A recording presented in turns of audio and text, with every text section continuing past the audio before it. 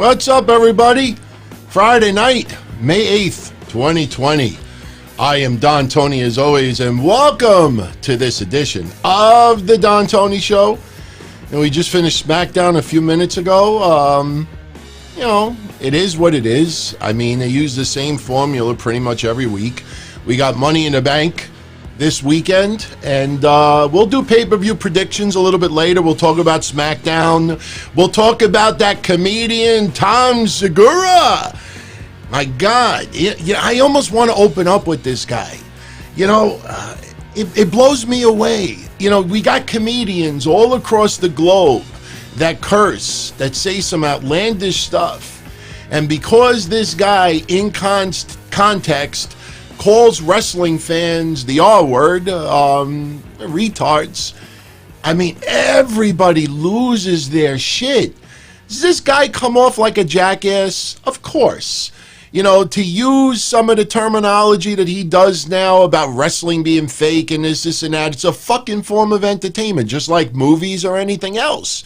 You know, but during his episode, his podcast that he does with his wife, later on, he talks about how he is a wrestling fan and he enjoys wrestling. And sure, maybe when he first used the term retard, you know, maybe as he's talking a minute or two later, he's saying to himself, oh shit, I'm going to get lambasted on the net. People are going to complain online, have my head on a platter.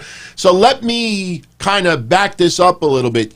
Yours truly, you know, I'm not comparing myself to him. Obviously, I'm not, you know, I'm like this compared to this guy, even though a lot of you have never heard of him before.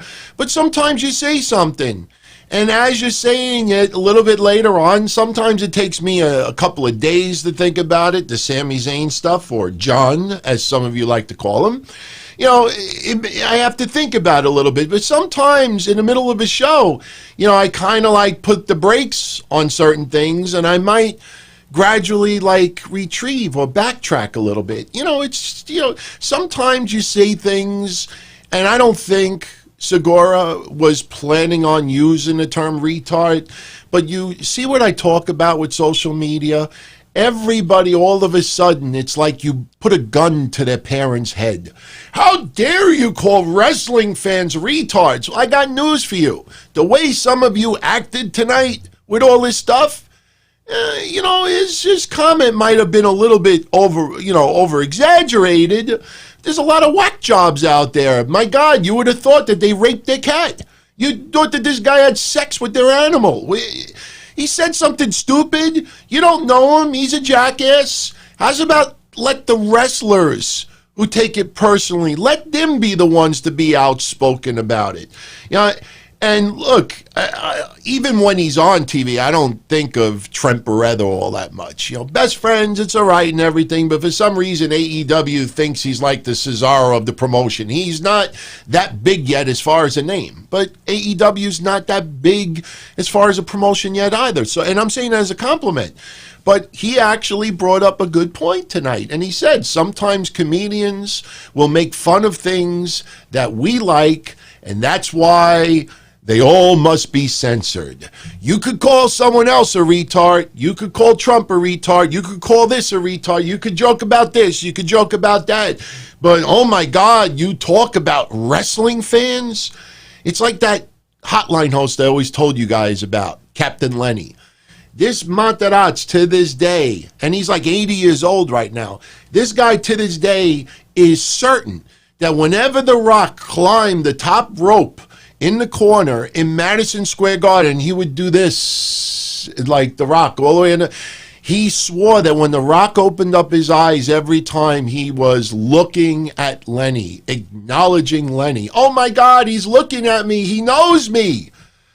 Seriously, man. Yeah, Carmella, we all need to wear masks. And thank you, Dream. I'm actually going to be tweaking that little machine thing in the background in the upcoming days. I actually have gotten a little bit of help from a very well-established podcasts online. They came, I don't want to say to my rescue, but they basically, the last couple of days, gave me some tips and pointers as far as, to make things a little bit easier on my end, because trust me, doing everything by myself is not easy. I wouldn't have it any other way, to be honest with you.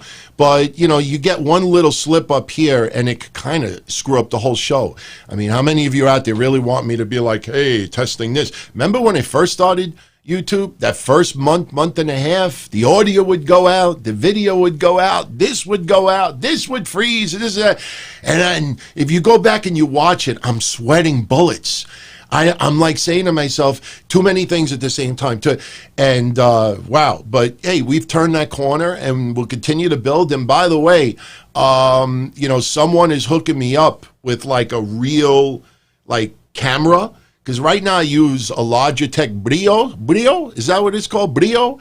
I'm getting a real camera. And when I get that real camera, this video quality that you have right now is going to be 1,000 times better than what it is right now.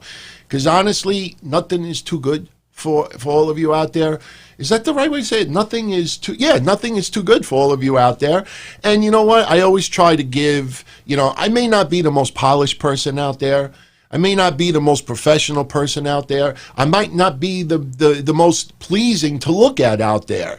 But doesn't mean I can't try to give you my best, give you the best audio quality, the best video quality. In 2020, stuff like that is very, very easy, you know, seriously. I mean, and a lot of you know that. Some podcasts for $100, you could have a setup. You may not have a background or anything like that, but you could have a decent setup and get away with it. So, people are asking, what shirt am I wearing? Well, you know, look, I always show support for a lot of wrestlers. And wherever I can, I'll buy a shirt. I'll buy some other merchandise. I'll pay a cameo here and there. I ask for no videos in return, even though, you know, Drake was kind enough to do that, even though I told him, don't send me no video, just enjoy it, take your wife out to dinner once they allow you to do that in Florida. Thank you for all the, you entertaining me. And I tell people all the time, I talk to a lot of people privately, I say, look, I'm not going to lie, you're not one of my all-time favorites, but I appreciate you enough that I try to show support. There's a lot of people online who claim that they support and this and that, and you don't see them ever, even just buying a shirt. Seriously. You talk about going to Starbucks and buying a latte. You buy 2 lattes, you could have bought a shirt for someone who you're supporting. And the shirt is just to show support. So, you know, EC3, I've been singing the praise for this guy for a while, even before he got released. I honestly believe that ultimately WWE is going to realize they had not buyer's remorse, but seller's remorse with that guy. He is reinventing himself, and he came out with this shirt. So I had to pick it up, you know, EC3, you know. So, yeah, so that's his shirt. But if you look at the picture, the screenshot that I used for tonight's show, you know, I was having some fun with the shirt. Because if you look at the shirt closely, like when he came out with it, my reaction was, all right, here, I'll see if I could show you it this way. See that? Oh, shit. Oh, sorry about that. I fucked that up. Oh, you know, maybe I could show it to you now. Okay. You see that? Like, you see his teeth? Like, I was playing around. I took a toothbrush, and I started pretending like I was brushing his teeth. I took dental floss. I took that mirror that they put under your teeth to check for cavities and stuff like that. I was playing around with it earlier, and I said, wow, this is pretty funny. So, look, it's just me to show support for a guy that I honestly thought would have been much further on TV now and hasn't had that opportunity. We'll see where it goes. But, yeah, so that's his latest shirt, so you might want to pick it up if you have the fundage. But, you know, and by the way, I want to welcome everybody who is tuning in, especially live on YouTube. No Twitch feed tonight. Too many things going on at the same time, and I didn't want to take a chance of screwing up the YouTube feed. I think next week I'll start streaming Twitch. I will tell everybody that I decided not to renew my membership on Discord. You know, I was paying over $100 a year for the Discord channel. And, you know, it's not that other people, freeload on there. I mean, me and Mish pretty much contribute to the channel, but I don't use it. So I decided not to do that. But what that does is it frees up my laptop in the near future, where I will have the laptop being used for the Twitch chat room, Facebook when I start streaming there, and a few other areas as well. Of course, YouTube will always be, my home and where, I interact with everybody. No disrespect to anybody watching on other platforms down the line, but YouTube is where this show and the other shows I do will always originate from. So, and Dalvin Brown, what's up, my friend? And it's cool that we're able to now start to get everybody super chat, not only on the screen, but in the background too, which I really, really like. I wish that thing in the background was bigger. That's the biggest piece of equipment I could find to do that. And, there's some people online that have come up with other variations, but it's not easy to configure. So this is pretty much plug, play, type in. But after I go off the air, Dalvin is going to PM me the latest goof article from Fansided DDT, written by some dumb chump. Is he related to one dumb fuck? Who said Jake Roberts and Brandy Rhodes had racial overtones in the segment. Dude, you could send it to me, and I have no problem commenting on that next week, but there was no racial overtones whatsoever. The whole feud is Lance Archer versus Cody. Brandy is in the corner of Cody. Jake is in the corner of... I mean, come on, man. Seriously, when Jake used to troll fucking Miss Elizabeth, I mean, if Miss Elizabeth was fucking Miss... Miss Sapphire, I don't think anybody back then would have said, pulling the race card. It has nothing to do with black and white. These are people, whoever that goof is, one dumb moron, one dumb fuck, whoever this moron is that wrote that article, he's just looking for this. He's actually looking for you to talk about it. Because for those people, it's, and I will bet the ranch that there's no photo of this guy's face online. It's probably a logo, an avatar, their favorite wrestler. I mean, when they hide like that, it's not about, oh my God, I feel this big, I got to climb into a hole and be embarrassed for what I said. No, they get likes. That's all that matters. It's a drug, man. A lot of people are starting to figure that out. I mean, you see some of the topics that we all discuss. You see somebody put one tweet, and they get like a surge of likes, and instead of leaving it alone, they have to post a second tweet, and a third tweet, and a fourth tweet, and a fifth tweet. I'm telling you, it's like being addicted to Coke. You do Coke, it starts to wear off, you try to do more lines, you're fiending, next thing you know, 2 days later, you're still doing lines. That's what that idiot is, and that's what other people do. It's lines. It's like drugs, man. So, yeah, I'll check it out. I don't mind checking it out. Did you check out Roman Reigns, his latest comments on TMZ? Now, look, I'm not one to brag, even though, I told you so. But you might remember, and I'm a little bit pissed off because I actually had the screenshot. And for some reason, I decided not to save it to my computer. I can't believe I did that. Maybe I'll find it, but I don't think I will.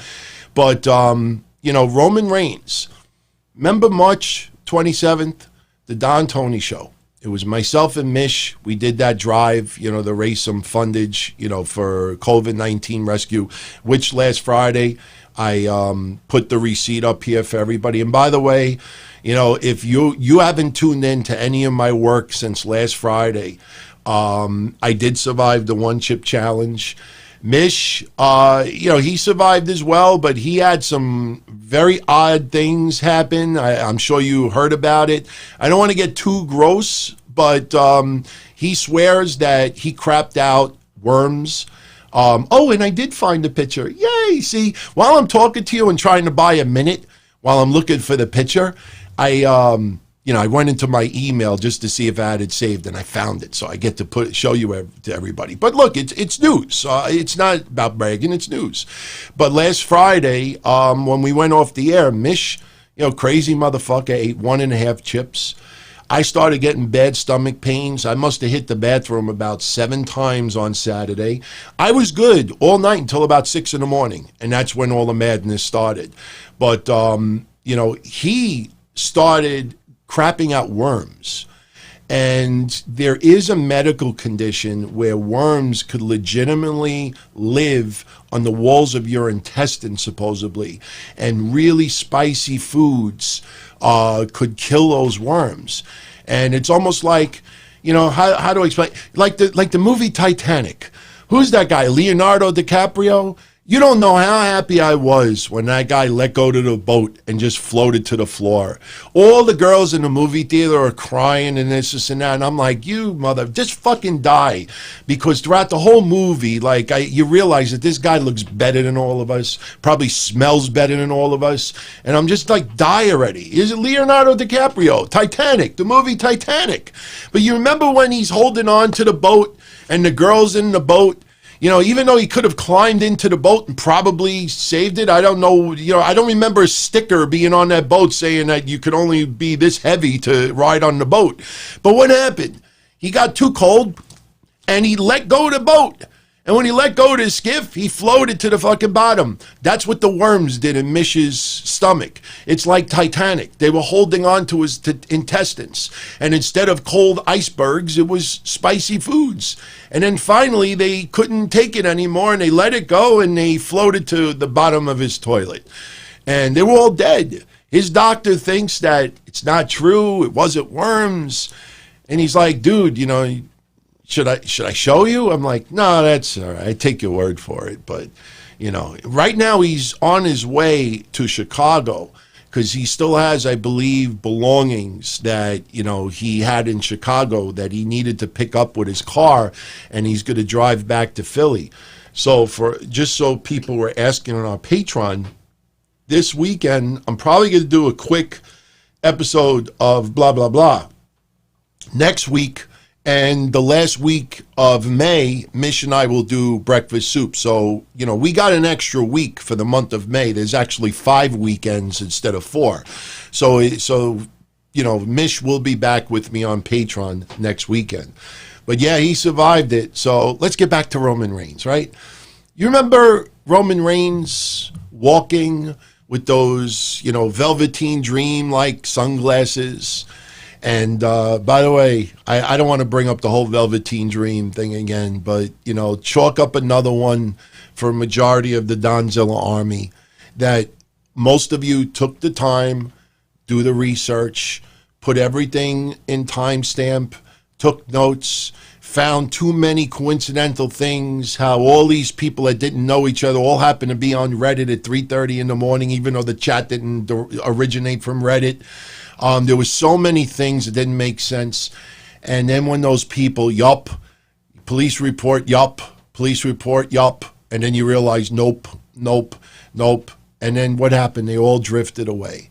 If those people had the concrete evidence that they had, the more WWE advertised Dream, the more USA Network advertised Dream, you would have thought more of a reason for them to not only put this stuff up, but maybe even buy like Twitter advertisements, just to show enough people. They all disappeared because they were clout chasers. Plus, because they were so young, 15, 16, 17, they don't understand internet forensics. They don't understand what you can actually, my God, watch Forensic Files. Watch Forensic Files. I mean, I can understand if you rape or kill someone in 1977 and there's no DNA testing yet or anything like that.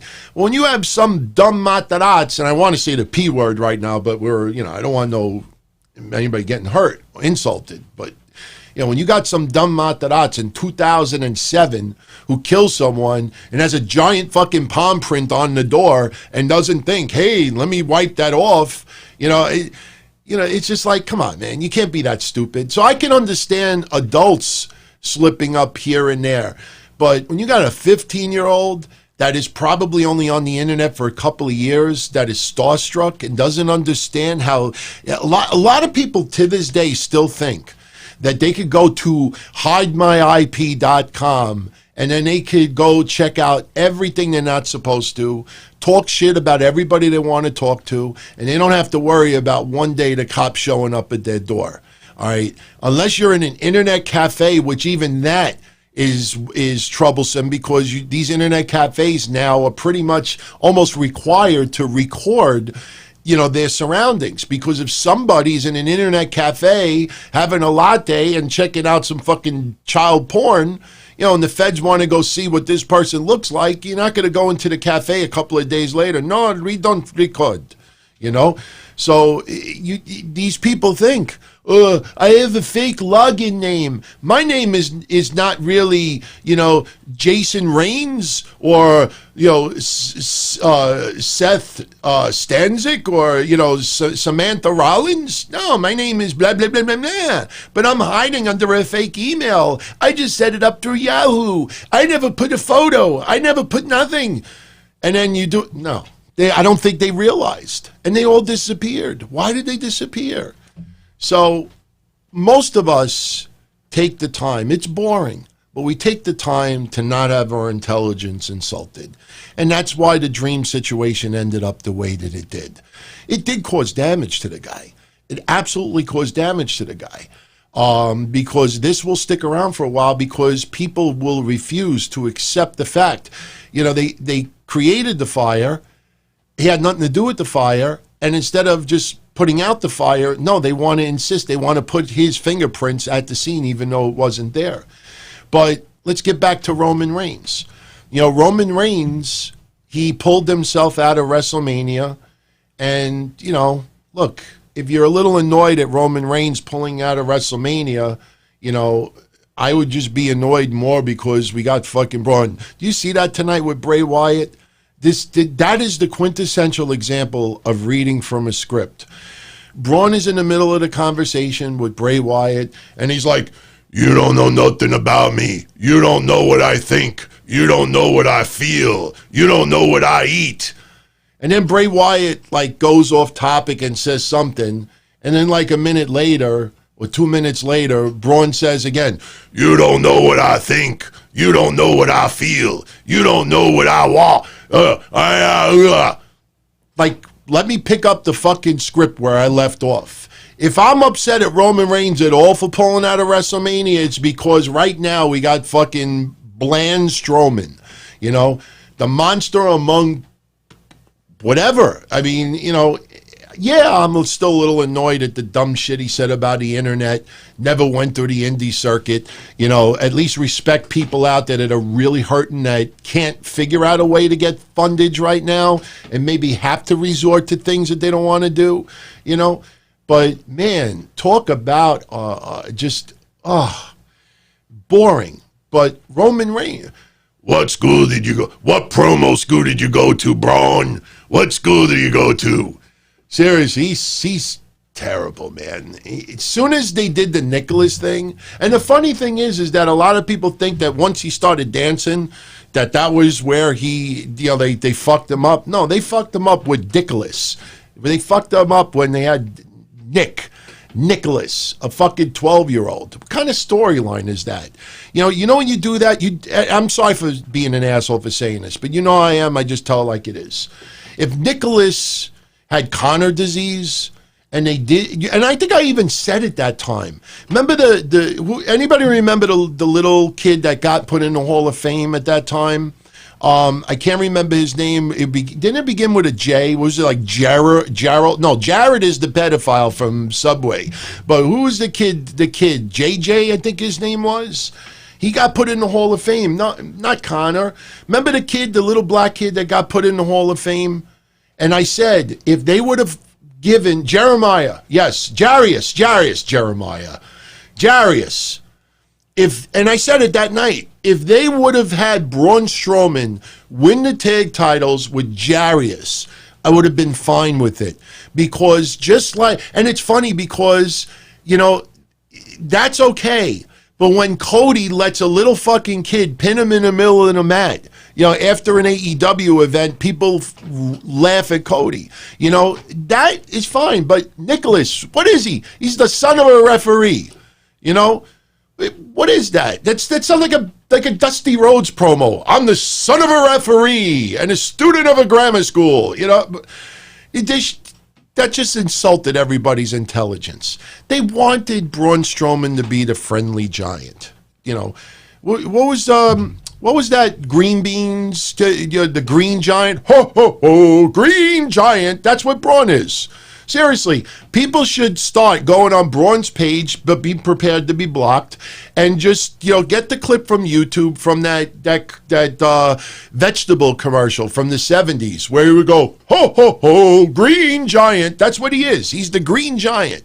It's just that Braun's not even a vegetable, so you can't even get like any nutritional value out of him. You can't get, and I know some of you out there are fans of Braun Strowman. He is not garbage, but talk about a guy that, he's lifting trucks, anybody but Roman Reigns. Remember that night that they screwed him up too? He was getting that momentum. Kind of gave me a little bit of reminiscing when Christian was feuding with John Cena way back in the day, and Christian was doing a little bit of rapping, and it felt like Christian was actually, outdoing John Cena in that feud. They pulled the rug under from Christian, and maybe he will never admit it, and maybe they don't look at it that way, but us fans, it felt like, okay, you just fucked up Christian's momentum. Same thing with Roman Reigns. Roman Reigns was feuding with Braun Strowman, and Braun Strowman, fans were getting into the fact that anybody but Roman Reigns. And then what happened? He came out one night and cut that promo on the crowd. Just like all of you, I hate Roman Reigns. And it's like, come on, man. Talk about forced garbage. Yeah, it's what he is. He's the Green Giant. Ho, ho, ho, Green Giant. Why rest in peace, Joe Rogan? What did Joe Rogan do? He's not dead. He's not dead. But how can I be jealous of Braun Strowman? I don't want to be a wrestler. I'm 50-ish. To be a wrestler now? Seriously? If you would have said that to me in 1997, I'd say, okay, yeah, I really have no comeback. But, no, but Roman Reigns, he pulled out a Mania, and this is what we got right now. Right now, and I've said this before, it feels like Bray Wyatt is the babyface, and Braun Strowman is the heel. And, just... All right, now people are asking me to do impersonate. Say this in Strowman's voice.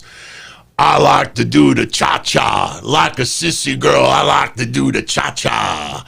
I like to do the cha-cha. If I didn't have just boxer shorts on right now, I'd get out of my chair and do... I look like the little chipmunk from Caddyshack. Remember? That little chipmunk from Caddyshack? I can't dance, man. I haven't danced since like 1989. I'll slow dance, but that's it. But yeah, I'll do it one more time. I like to do the cha-cha. And like a sissy girl, I like to do the cha-cha. So if you're going to be bitter at Roman Reigns because we got, Green Giant is the champion right now, so be it. But I respect Roman Reigns for pulling out.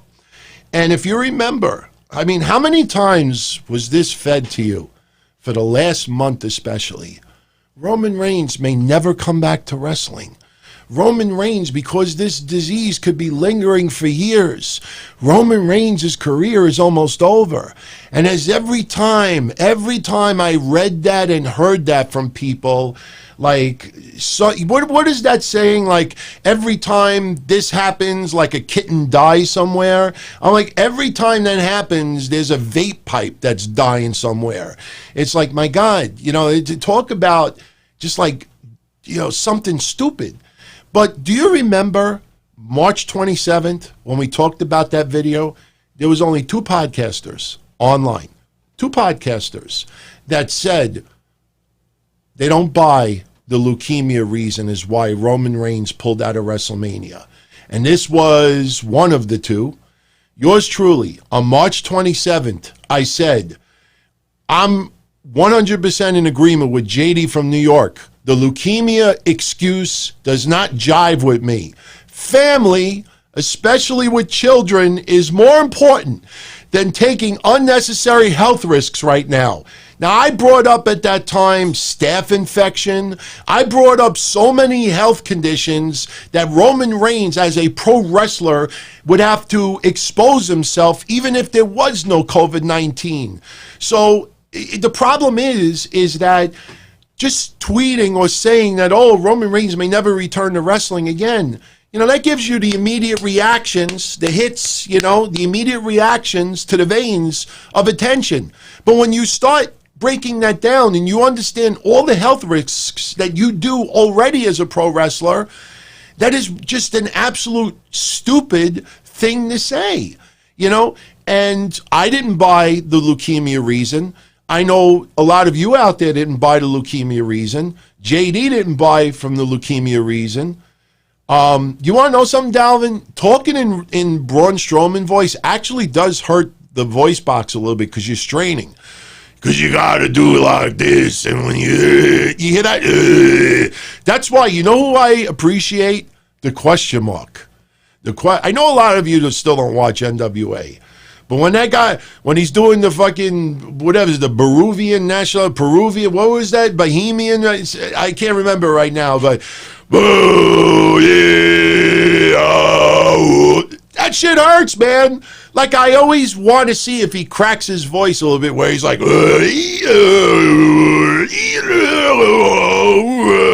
Monrovia. I'm telling you, I want to buy, I'm serious, I'm going to do it this week.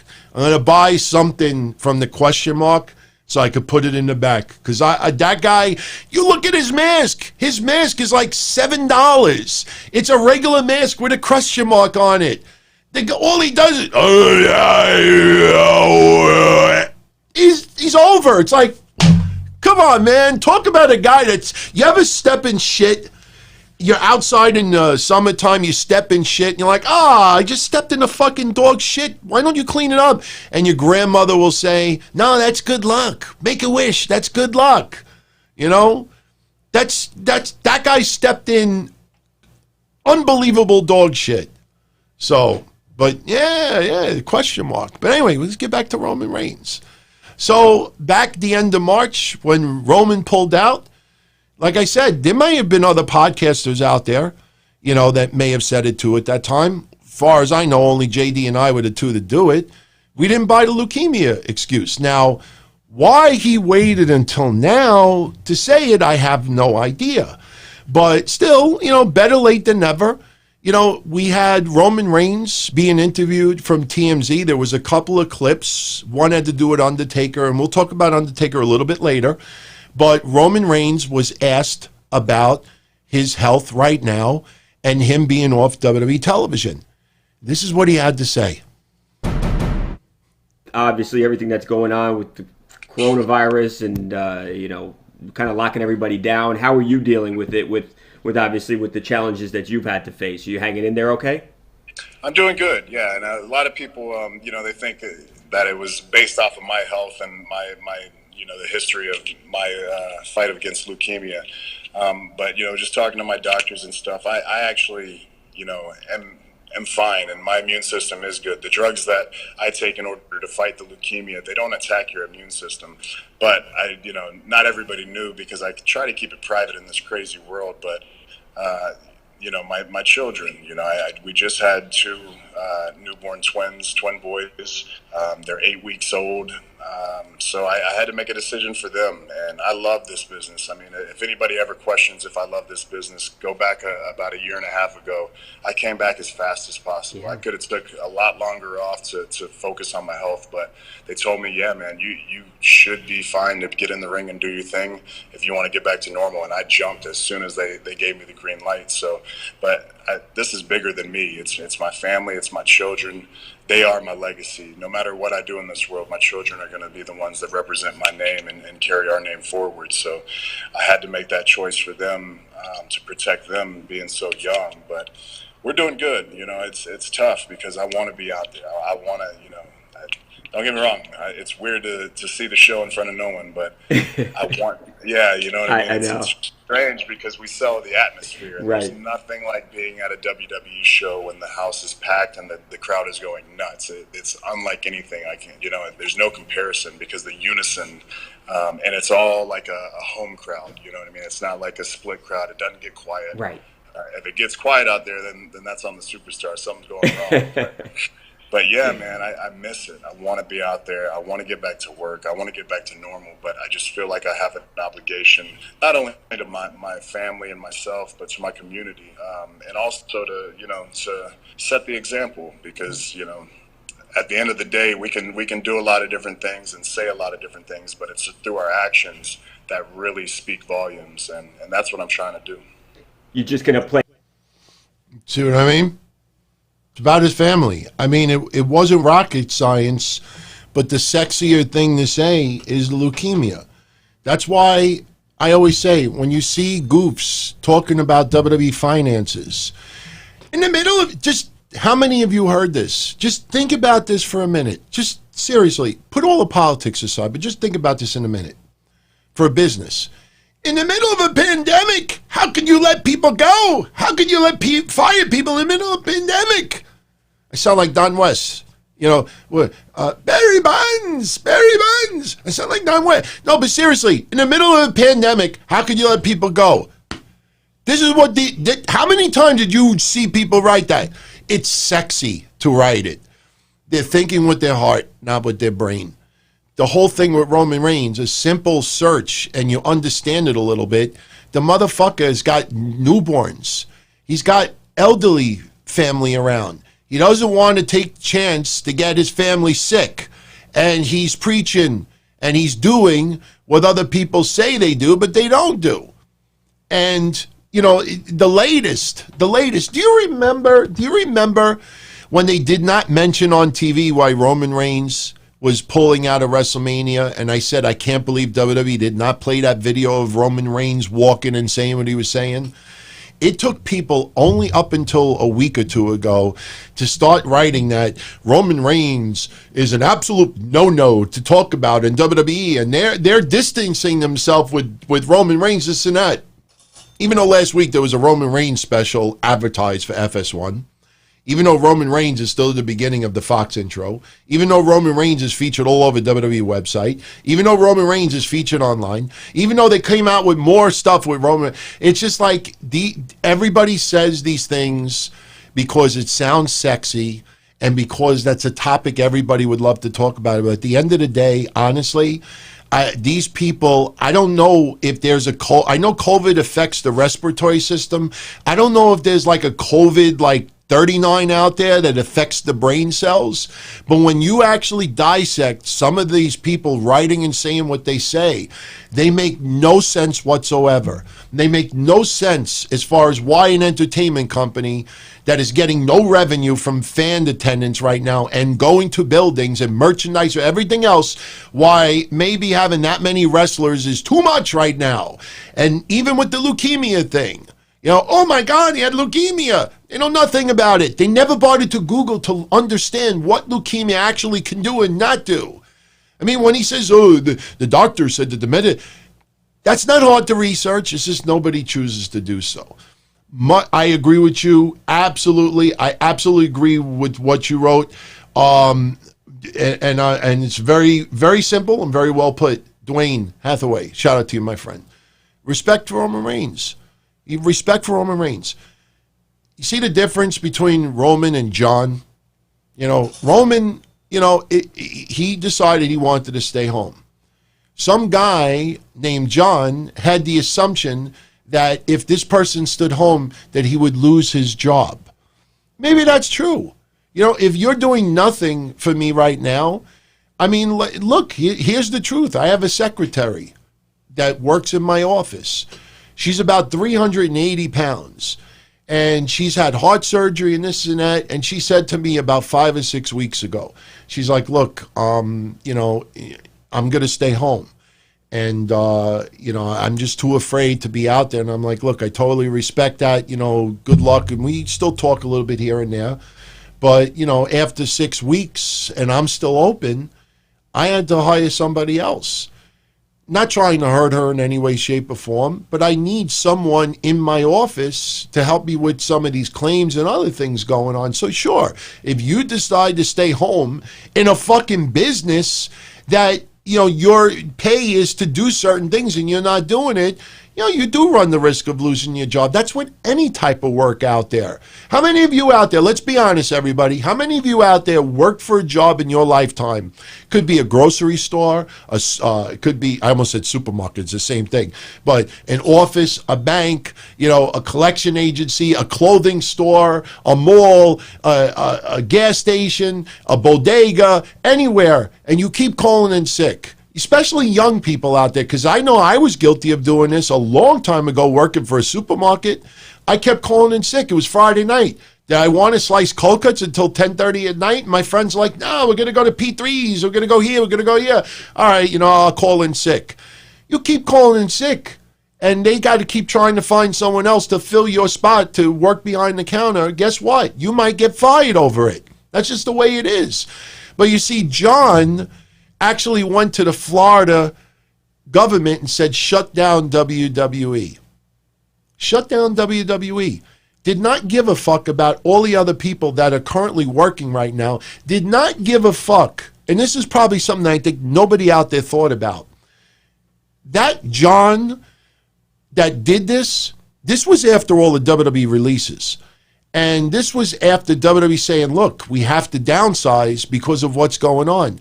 That guy did not give a shit that if the government of Florida would have stopped WWE and WWE could not do shows anywhere else, that could have led to more people being released. So that guy didn't even think that, hey, if I do succeed in getting this shut down, that some of my fellow coworkers might now be out of a job because of it. So there's ways of going about certain things.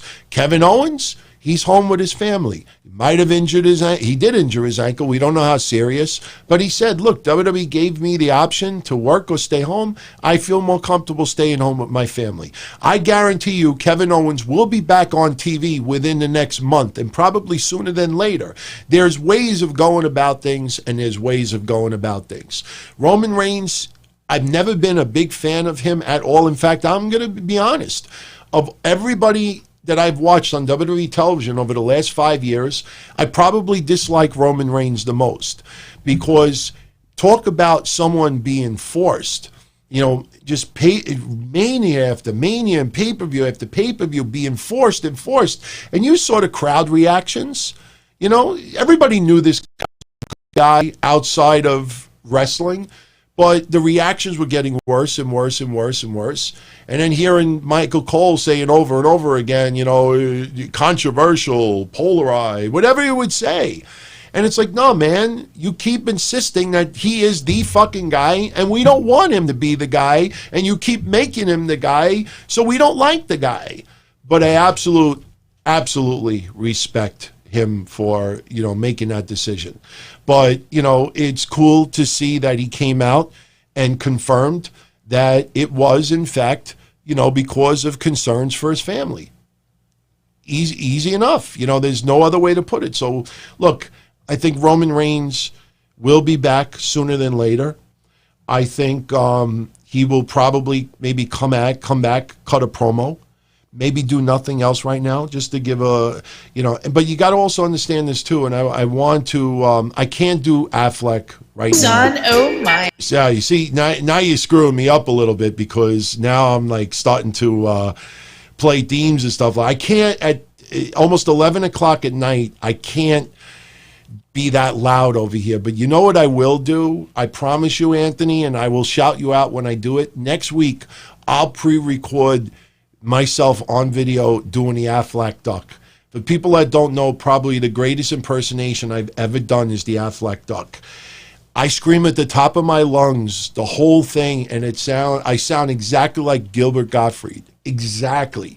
But people upstairs will be pissed off if I do that now. But I will definitely do that next week. Yeah, I keep the Dynamite audio at the end, just a little plug for the Wednesday show, because I have so much fun doing that show. So that's why I keep that around. But, we were talking about the Roman Reigns stuff a little bit. And I want to segue for a second to AEW. And yes, Ghost Crusaders, I agree with you. Everybody out there, if you're really enjoying the show right now, hit the like button. I know the video is gone for a second. See, this is what happens when I start manipulating with buttons over here. We get a little faux pas here and there. That's why I try to keep things organized as much as possible. But yeah, look, if you're really enjoying the show, hit the like button. I really would appreciate that, because, the more, and again, I'm still new to YouTube, and the more, you hit the like button, the more this becomes like something as a recommendation for someone else's video. So, yeah, I'm not going to lie to you. I see some other podcasts out there that have been around for years now that get slightly more views than I do, and I look at their likes, and they're like got like 400, 500, 600, and I'm like, God bless them, because everybody does that. And look, I would never want to force anybody to do that, but AEW, and I'm not even talking about the ratings right now, even though I definitely would trigger people with the ratings. I'm sure you heard about it. I guess I can mention it right now. The ratings are in. Maybe the ratings combined weren't as high as I thought it was going to be. But I wasn't off by more than maybe 20,000 total. Because if you tuned into Wednesday Night Dynamite, you already know what my predictions were. If you did not tune into Wednesday Night Dynamite, do I have it here? I think I have it here. Maybe I don't have it here. Shit, I don't have it here. Well, anyway, the bottom line is, and this is probably the most important one to bring up, my prediction for AEW's rating was 731,000 viewers. AEW did 732. It was off by 1,000. The NXT rating, I think I said 678, and it ended up being like 663. So I was that close with that as well. But the one thing that I appreciate about AEW right now, and again, you don't have to be a fan of AEW, but the one thing you cannot deny right now is that they are not insulting fans' intelligence when it comes to COVID and coronavirus. WWE treats it like it's WCW or TNA. Yes, I know for a short period of time they would acknowledge WCW on TV. Jim Cornette, I'm not telling you anything. They would. And that's just my opinion. You remember when he used to shoot on the stuff? But they are so afraid to call it by its name. You would think COVID was Islamic. You would think COVID was a terrorist. You remember how people were afraid to say radical Islamic terrorism? WWE is afraid to use the term COVID. AEW comes right out there and says, we're in the middle of this. Jim Ross talking about, the social distancing and testing and this and that. What I love about AEW is that they are treating the virus realistically. And what I mean by that is they talk about it on TV. It's not a, extremely talked about topic, but they'll mention here and there. They'll make a joke here and there. But they know that we all know. We're forced to stay home, most of us. They know that we know there's a fucking virus going on. WWE has got to be in this universal bubble, their bubble universe. That's what it is. It's the bubble universe, that they cannot say it by name. So that is why they're not bringing up Roman Reigns, because everything about Roman Reigns being off TV right now, they didn't do an injury storyline. They didn't have him laid out where they could have said for the last month that Roman Reigns is still recovering from his brutal attack, that we still don't know who did it and this and that. No, everything about Roman Reigns staying home has to do with coronavirus. Has to do with that. So if they bring up the Roman Reigns topic, it's going to be difficult when you don't bring up the other part of it. That's the one thing I enjoy about AEW, because they know, we know what's going on. Here's the best way I could put it. And I'm not gushing for AEW. There's a lot I criticize about them as well. I praise a lot of NXT too. AEW is more on the pulse of the everyday person. And again, when you watch AEW, you don't feel like you're in a bubble. Sure, Young Bucks matches are like video game rules. There's a lot of things that I disagree with, but they're not afraid. Like they know what everybody's talking about. And the number one topic before Segura tonight calling fans retards is coronavirus. So why hide it? Why act like it doesn't exist? You see fucking TV? The closest you get with WWE for the most part about coronavirus is when Big E goes up to Michael Cole and is like gyrating in front of his face, or people are trolling Michael Cole and getting within his safe space. So this is what's going on. And by the way, James, you definitely are not a regular listener, or you're just another podcaster hiding under a different name. I criticize a boatload about AEW. I fucking criticize the video game rules and the referee stuff and all this, and there's a lot that I criticize, but I praise a lot of it too. And speaking of, I mean, the match, the street fight, I mean, Matt Hardy driving that golf cart is taking a life of its own. I don't know if you've seen this stuff, but they've come out with all of these memes, and I love it because it's like, is it Grand Theft Auto when they do stuff like this? This is the latest thing that everybody's doing. There's so many different variations of it, but I pulled two that just made me laugh my ass off. Like a scalded dog. Wasted!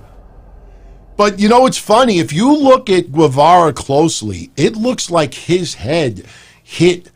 You look close, it goes like this, like he really nailed his head on the corner of that golf cart. It looks scary when it's slow motion, but, you know, he's apparently okay, thank God.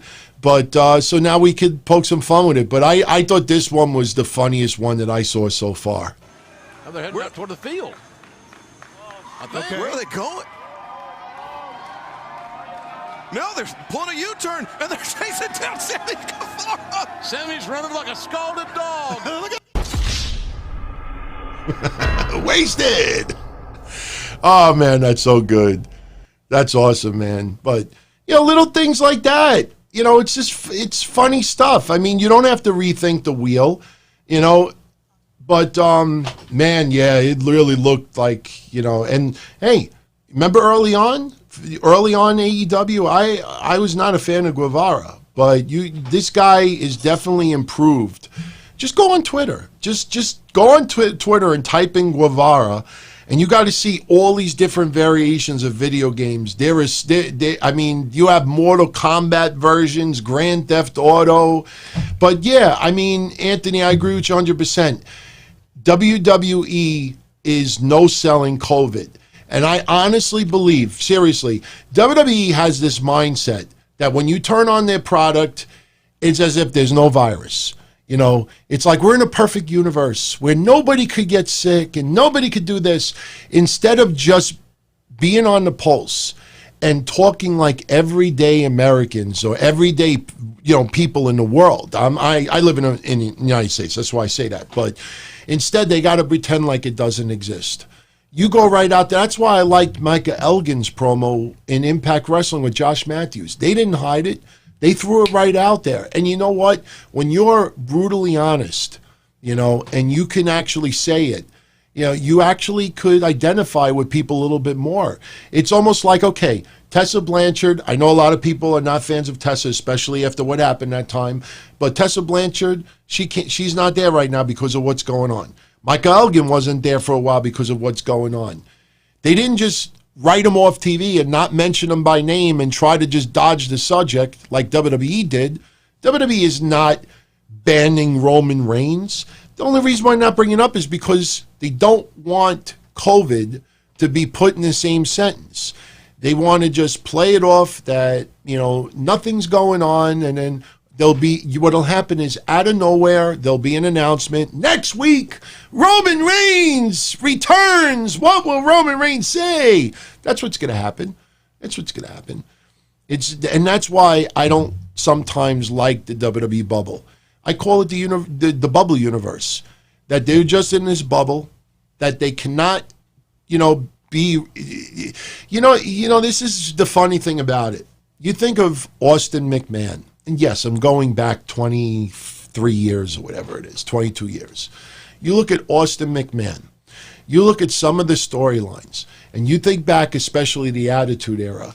They were basing a lot of what was going on reality at the time. You had Girls Gone Wild, you had Ultimate Fighting, you had Extreme stuff, you had, you know, the Maury, even though he's still fucking around. But not only that, Austin McMahon was based on reality, like who never wanted to just beat the crap out of their boss. They took the pulse of what everybody was feeling at that time in different forms of entertainment, and they put it on their television screen. That's what it was. Now it's like, all right, we can't have fans there, so we're going to just pretend like there's no virus, and we're just not going to talk about it. They're afraid to be realistic. You'll see a video pop up on social media here and there, but you don't see it. Even the Drake Maverick storyline. I mean, you really hear, oh, I'm fighting for my job. I'm fighting for my job. How many people have, been in storylines where they're on losing streaks and they're fighting for their career. They're fighting for this. They can't even, I said this a couple of weeks ago, WWE needed at least one COVID storyline on TV. And Drake Maverick would have fit that role beautifully, because a lot of people in this country, United States, 30 million people are out of a job. You have Drake Maverick on TV that he was let go, or if he doesn't win this tournament, he's fired. And then people out there identify with him like, man, I lost my job too. Man, I lost my... Why do you think regular news outlets were picking up on Drake Maverick's video? There's thousands of videos of people crying online. Why did Drake Maverick's hit a soft spot? Because it was very powerful. It was real. And WWE could have taken that and really just put it in people's faces, because what Drake Maverick was fighting for, right now I'm fighting for my career. But there's so many aspects of what happened with the releases that they have left out. So it feels like a storyline. Some of the best storylines is when it feels like it's reality. And that's the thing that WWE absolutely refuses. They want to feel Hollywood. They don't want to feel like everyday people. They're Hollywood. They're not in the same boat. And I hate to say it like this, but every fucking superstar there, some on social media, but every single one of them there, they're not on the same boat of all of us. They're not. And I always go back to Sami Zayn that time when he was offended that he was not deemed essential. Like, a lot of people with the blue check marks in the world of pro wrestling think that they are superior than everybody else out there. And sure, they may have a better job. They may have more exposure. They may have a fan base. They may have more money. They may have a better career, whatever it is. But, when you think that you're this high and everybody else is this high, that there's a reason why people are sometimes when things are at their worst, you go to your nucleus. You go to what your core is. You're in a deep, sadness or depression, bad relationship, this and that. You'll do certain things. You'll contact certain people. You'll check out some forms of entertainment that were always there for you in your time of need. And pro wrestling has always been a release for a lot of us out there. And right now, when you have no football, no basketball, no hockey, no soccer, no boxing, none of this stuff, none, no UFC, and fans still don't go to you for an outlet. Look, why do you think Fox, every week, check out this person's greatest matches, ladder matches, WrestleMania, this and that. It made me laugh today. Like, they're going to have WrestleMania 3 next week on FS1. And they're telling the WWE Universe where we could watch it right now on the network for free. Like, why would I wait till next week? You're not like advertising like, hey, everybody, let's do a watch along. Hulk Hogan will be on social media the same time and we could watch it along together, brother. No, why would you do that? That's like me when I was a kid and Scarface, would they advertise that Scarface was going to be on NBC? I have it. I have the original recording of Scarface when it was on NBC TV. When I watched it, I didn't watch it because I absolutely love Scarface, and if it shows up on regular TV, I watched it because it was hilarious on how they were trying to dub over the curses. You go on YouTube right now and see what I'm talking about. Watching regular TV back in the day with movies was hilarious, because when you saw it in the movies with nude scenes or violence or dirty words, you always wanted to see how the networks were going to try to get away with it on television. And they would do a terrible, miserable job of it. But that's like me saying, hey, Scarface is going to be on NBC Thursday night. but it's also going to be on HBO Thursday night, the regular version. Why the fuck would I watch it on? I don't know, man. I just, seriously, the WWE is just totally, right now it feels like they're filling stuff because they got to fill it. They made all these commitments to Fox, and I do believe, and if you go back on my YouTube clip, when all those rumors of ESPN with the streaming service a while back, I said, don't be surprised that WWE, a good portion of it is sold sooner than later. Because, you know, look, dumping stock, like everybody now, oh, Stephanie got rid of $1 million in shares. Triple H, oh my God, he sold $1 million in shares. Yeah, that's what happens when you buy fucking stock. When you have millions and millions of shares, you don't just buy it and never sell it. Sometimes you sell it. You need money for different things. You feel the stock may go down. That's just the way it is. But people think, oh my God, it's the end of the world. Stephanie sold 9% of her stock. It's the end of the world. They don't even have a fucking piggy bank, these people that are talking about that stuff. So anyway, and speaking of McMahon's, do you see that stuff last week? I got a good laugh out of it. Did you see they're doing this thing with The Undertaker now? It's going to be a documentary series. It starts Sunday night right after Money in the Bank. And by the way, I will be on YouTube Sunday night with your Money in the Bank recap. So if you would like to tune in Sunday night, I will be up here about 5 minutes after it ends. So you're welcome to come here and we'll talk about Money in the Bank. I'll get into predictions in a few minutes. But, yeah, they're doing this Undertaker thing. And this is, to me, almost near the final chapter of the domestication of The Undertaker. A lot of you that go back with me many years, I said about maybe 6-7 years ago, WWE was going to start domesticating The Undertaker. They were going to start humanizing him. It wasn't going to be like Dead Man to his grave. It's going to be, you know, more Mark Calloway. After you see this documentary series, you're going to start seeing that. And that's a good thing. That is a really good thing because a lot of us are in awe of the Dead Man character. But when you know, some people may not agree with his political views or hunting or whatever it is. But at the end of the day, when you go through this documentary, there's going to be a lot of little gems that are really going to stick out to you. A lot of people are talking right now of his absolute appreciation for AJ Styles. And, man, just think back, wasn't too long ago with the Saudi Arabia, and we were like, why the hell are they going to do AJ Styles and Undertaker at Mania? Yeah, we didn't know that the Boneyard was going to be as good as what it was. But now, when you see Undertaker and that appreciation, it's almost like, you know, Undertaker may win a lot of these brawls in the final stages of his career, but you feel like rub,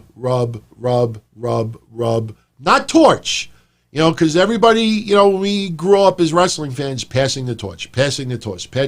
No, it's more like rub. Undertaker talks about the Roman Reigns match. He felt terrible for Roman Reigns after.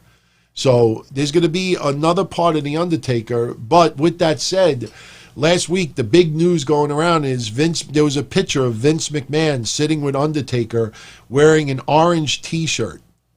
I don't have that picture in front of me, but people actually were reporting it as news that Vince McMahon in a T-shirt. And I was like, are you fucking kidding me? And I actually went on these goof websites, and the news was Vince McMahon in a T-shirt. And I immediately went in my hard drive, and I'm like, okay, yeah, Vince McMahon in a T-shirt. Yeah, okay, Vince McMahon in a T-shirt. Yeah, okay, Vince McMahon in a T-shirt. I mean, because he wore a fucking T-shirt, they brought that up. I'm like, you gotta be kidding me. Seriously? Goofs. Absolute goofs. Absolute goofs. I'm glad I was able to sneak that in there today. So, Vince wearing a T-shirt is news. Do you see what's going on right now on all these websites? What happened to all their sources? What happened to all? It's all guesses. Every single website you read right now, with the exception of maybe Meltzer, and PW Spyware does have some sources, Keller has sources, Apter has sources. But for the most part, all of these people, it's all guesses. WWE has not lost faith in this person. WWE is it. Yeah, when Zelina Vega is featured all over the fucking TV for 3 or 4 weeks, and then after 4 weeks, WWE is very high on Zelina Vega. No, you're fucking high. You're high. So it's horrendous, man. Yeah, somebody said, yeah, you're right, Isaac. Somebody said that it was like a Taz shirt because it was orange. Oh my God, that's so bad. But hey, you want to talk a little bit about SmackDown? And I got a funny video I'll put up later. It has nothing to do with wrestling. But, yeah, I could throw it up now. I always talk about the goofs on social media that will tweet or they'll blog or they'll podcast like this fake life about themselves that they start believing in after years. And, me, I have to be very careful when I address goofs online. That's why I keep it, just broad form. I don't individually bring up specific people, but because I coming off as the jerk. But if there was any way to give you a video example of what goes on social media in droves that I always talk about, looking for the tweet bangs and stuff like that, this is the best way to describe it. That is basically that guy right now inside the towel is someone on social media that will tweet that they did this, they rescued this, they got laid, they got a job, they made money, they did this, they did this. No proof, no nothing, just always tweet or say for years and years and years. And they tell you, I did this, I did this, I did this.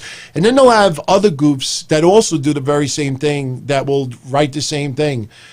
And then yours truly comes over. Yeah, there you go. Yeah. And then yours truly comes around. And then I do my podcast and I reveal to everybody that they're just nothing but frauds. So, yeah, and an orange t-shirt, by the way. Yeah, I got to play that one more time. Absolutely. That's what social media is. Well, that's what you see right now with so many goofs that never ever show anything about themselves. And then that's us. We're the ones in the orange shirt that have to pull the towel off and kick their fucking asses. The fuck out of here.